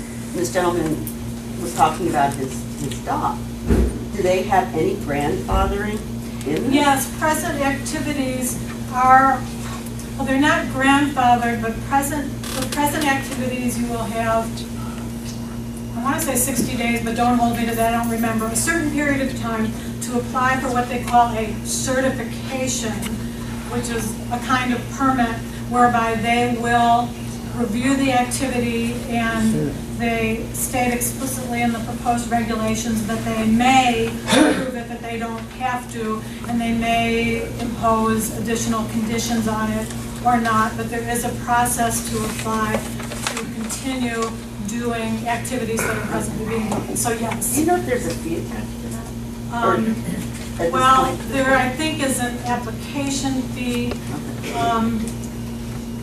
They did not talk explicitly about the other categories of fees like they did for the special use permit, so my impression was not, except for perhaps any miscellaneous costs if they put additional conditions on it. Was this in the management plan? No, these are the regulations. The regulations? These are the proposed regulations. Find the regulations online. Because you kind of wonder about that sometimes, otherwise you can come down and just slap everybody. Yeah, You know? no, there's definitely a process for being able to continue doing things that are presently being done. What about a man like this, or an average Joe? He's a normal citizen, and he's already been having to stock in the water. You know, how is he going to be affected? He has to apply for a special use permit. Even though he's already been doing it. That's, Well, I don't know, maybe you could apply for a certification. Sounds like maybe you could. I'm not sure, they're broad and vague. They're broad and vague, I don't know. Call Noah. You know, folks, there is a land-based equivalent to this marine sanctuary movement. I specifically remember near the end of President Clinton's tenure that he declared large tracts of western lands by executive order to come under government control as monuments. Yep. I particularly remember a gigantic area in Utah that was declared by his executive order to be protected federal lands, which brought very much dismay and disappointment to Utahns, as they call themselves, who knew that their input into the use of this land was going to be severely, if not totally, circumscribed. This, I believe, this marine sanctuary is a marine equivalent of those kinds of measures by the federal government. Yes, sir. Would you be willing to sit down and talk with Russ Green and express these concerns and even have a debate about the facts or the data that you've generated? I'd be happy to. And would you as well? I have a text from, yes, sure. I have a text from Russ Green that I just received. For those who don't know, I'm Rolf Johnson from the Wisconsin Maritime Museum. We're all about maritime heritage, which we share. And Russ Green would be happy to meet with any of you, or all of you, and try to address these concerns, because there's been a lot of innuendo. So my second question is why there seems to be a need to have this hyperbolic context within which some of you, not all of you, are placing your comments. I don't think anybody's been hyperbolic tonight, especially these three people. Perhaps I'm looking you in the eye. You know, and so I'm willing to go out a little bit on a limb as well here. But I think that they would be more than happy, and many of the concerns, in fact, were brought up. There is a process. We don't know. You talked about what's happening up here in the river. They've carved out the river. They said, it's not in the sanctuary, but the SS Badger came in. Lake Michigan Carver said, we have an issue. we gotta be able to dredge, we gotta be able to drop our anchor. I said, cool, we cut it out. The Lake Carriers Association, hey, we have to do this commercial activity back and forth. We have a concern. You know, sometimes there's a storm, we gotta hunker down. With the no sanctuary, you'll actually know where those shipwrecks are.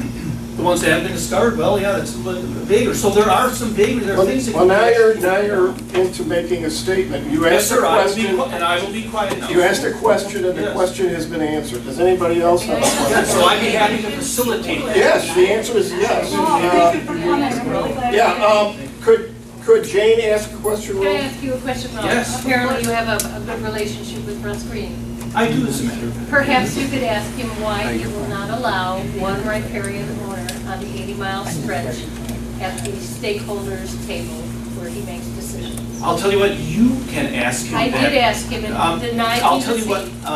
I'd be happy to be at the table with you, and I'll try to be a neutral witness and arbiter if necessary, but it's not a question for me to answer. How many times do I have to ask him? He's already denied me, so, but thank you very much. Are you a former employee of NOAA? No, but you know what, I actually lived in Norfolk, Virginia, home of the Battleship Wisconsin, I worked in the United States Navy and known the Chesapeake Bay. Right, so- And the Monitor Sanctuary, Right, so so I that- haven't so- been with them. And I Some find it people have almost- said you were a former NOAA employee, so that's not true. And I know this is a statement, but this broad brush to say all of NOAA, do you like the Weather Service, everybody? That's NOAA. Yeah, good, why don't they stick to that? When they get it By the way, since Oceanic is in their title, why don't they stick to the oceans rather than the Because freshwater it's lakes? the hydrosphere, it's all connected, sir. Of You must course, have done very of course it is. Yes. I mean hyperbolic, I'm sorry. Yes. Yes, sir. Mr. Zimmer, Yeah. Forgive my hyperbole. I want to thank you for the meeting tonight. It's been very interesting. But you're the chairman of the state counties. Republican Party of Manitowoc County. By what authority do you speak here for all the Republicans in the county of Manitowoc County? You could ask why Ron Johnson speaks for the people of the state of Wisconsin. I was elected the leader of the Republican Party of Manitowoc County. And as such, I am the spokesman for the party. And I and our executive committee make decisions for the rest of the party. Now, did your executive committee take a position on this Yes, issue? most of them are here tonight. In fact, all of them are here. She wants to talk. All of them are here tonight, sir, okay? Every one of them. Can I defend this issue? We simply went on our own to a meeting in Sheboygan, not knowing anything about this. Right. And we heard stuff that we didn't like. We met these three lovely people who had spent a lot of time, and they asked, could we provide a forum for them to come to our area and talk to our people? There are people in our group who are for this. That's fine. Like someone else said, everybody's got a right to their free mind. We're not pushing this on anybody. We opened a forum so people could hear about it. When you represent the whole Republican Party for the county, you are pushing a Well, position. and you know, I would like, as a Republican, every 2 I would like to years- see a copy of that. Every 2 Position. years, there is an election for an executive committee, all of whom are here tonight. Me, Sue Lynn, our treasurer, Ann Wolf is here, and our secretary, Gail Clifford. I'll give you If my you card would before I come- leave, and I'd like to see that in writing. All right, if you want to join, I don't know if you're a member of our party or not. I think not. I said I was, and I am. Okay, fine. Why don't you come to our caucus every 2 years and let your voice be heard? Because I've got other things to do. Ah, that's right. Oh, very good. Next question. Do we have any other questions? Yes, Laura Konowalski from the Ozaukee County Republican Party. Laura, go ahead. Has anybody been able to qualify or quantify the tourism impact that is to be had in the respective, in the respective counties, Ozaukee, Sheboygan, and Manitowoc? Well, I think there have been claims, disparate claims made tonight, so. Has anybody run into any solid information? Because by my estimation, and I live in Fort Washington, Manitowoc has the deepest and richest maritime tourism attraction already. Fort Washington is redeveloping its marina. It's a toss-up as to who they're really targeting. And Sheboygan is Sheboygan, and their entire county is going to be swallowed by this no matter what. But what is NOAA offering in terms of tourism? Tourism, as has been attached to the sanctuary claim, implies there's something to see or do. What is there going to be? These people, they live down in that area. They might be better qualified to answer that than I am. What is there that NOAA is claiming will be able to be seen or done by providing the sanctuary? I think they're planning to build a visitor center. That is not correct. They're not, okay, they're not, okay, We'll well. check that off the list. Okay. Can I hear more about that? I'm supposed to ask questions. I'm trying to be respectful. I'm trying to be respectful. Rolf, what are they planning to do? Rolf, do you know the answer to this? I believe I do. Okay. But I'm not sure. I'm trying to follow protocol as well. Go ahead. What NOAA has decided with great lobbying and I think conversations, they would like to invest in the existing nonprofit organizations like the Port Explorium, like Wisconsin Maritime Museum, and provide content, scientific research, the things that are the grist of either an educational program or an interactive exhibit. They also offer us the speaking only of tourism. Yes, Not museums, education, because UW-Milwaukee already has their Great Lake Water Institute, which they've already got going, right, not for tourism, and in Milwaukee County, which is not currently part of this plan. So with Ozaukee, Sheboygan, Manitowoc County, what is NOAA offering in terms of tourism to bring money, people? They are offering the content that a museum like mine requires to create experiences that will attract people into the area, including on the water. So it's not the brick and mortar museum necessarily. So that's one of the things that they do. Oh, we're already taking students out on the water. We're all interested in STEM technology education. Tourism. Well, good. If you're already doing it, why do we need a fence now? For tourism, they help us create more meaningful and rich exhibits. So Are they they come down planning like a glass bottom But- boat tour or something like that? They do like have they have that in now, Alpena? Peter, that's correct. But that's a private entity. So, Okay. so they create a structure, a framework that we can do our mission work. So no So that's guarantee, fine. only in concept. I think you look then at the case studies, and Judith did a very, very good job about that. You look at what's going on in the other sanctuaries. But the question I would have is, are all sanctuaries equal? Because again, the broad brush is what concerns me here.